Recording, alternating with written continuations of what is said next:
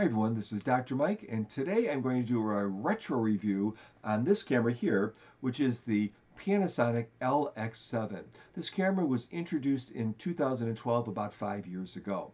And this was a compact enthusiast camera. So what made it a compact enthusiast camera compared to just a compact camera? Well, a lot of things. First of all, this is all metal construction.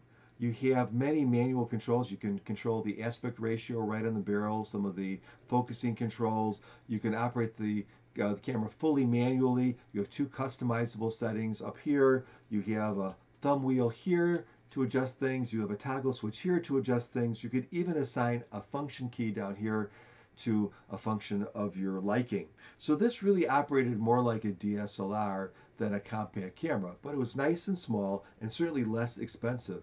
But the standout feature of this camera was its Leica lens, which went from an amazing f of 1.4 in its most wide range, or most wide angle, to an f of 2.3 in its most telescopic range. So an amazingly fast lens.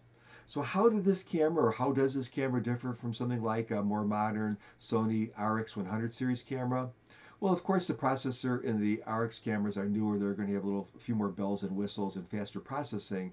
But the main difference was in this case, I think this is a CCD, but was the imaging chip. So cameras nowadays that are compact enthusiast cameras typically have a 1-inch sensor. And that's about 3 times bigger than this 1/1.7 sensor that is in this camera. Now this camera only has 10 megapixels, so some of those photosites are a little bit bigger than you normally would see because of that size difference, but they're still not going to compete with a 1-inch sensor. By comparison, cameras of a typical compact camera would have a 1/2.3 sensor, which is roughly 60% smaller than this camera, and also those cameras would often have 16 or 20 megapixels, so those photosites were much smaller than the 10 megapixels on this somewhat bigger sensor. So that would really come into play when you wanted to get a little bit better dynamic range, or if you wanted to shoot with higher ISOs, just better low light performance. How good are these two kind of fundamental features? Well, let's look at the high ISO performance.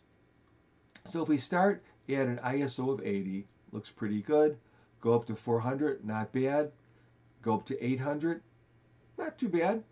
1600 looking a little raggedy even without any kind of cropping in, but still usable. But when we get up to 3200, I think you would only use that level of ISO if you had no other choice.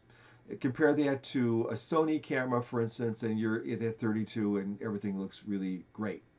However, this camera has a secret weapon, and that's its amazingly fast lens, which is many steps faster than even the Sony camera. So you have this really fast lens that can give you several stops of light, so you can get away with having a smaller sensor because you're not going to have to go up to those high ISOs. Well, what about dynamic range?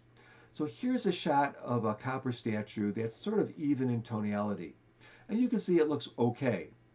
But cameras like this had an HDR function where they would automatically take 3 shots and then combine them together within the camera. And you can see that when we do this, it looks pretty darn good.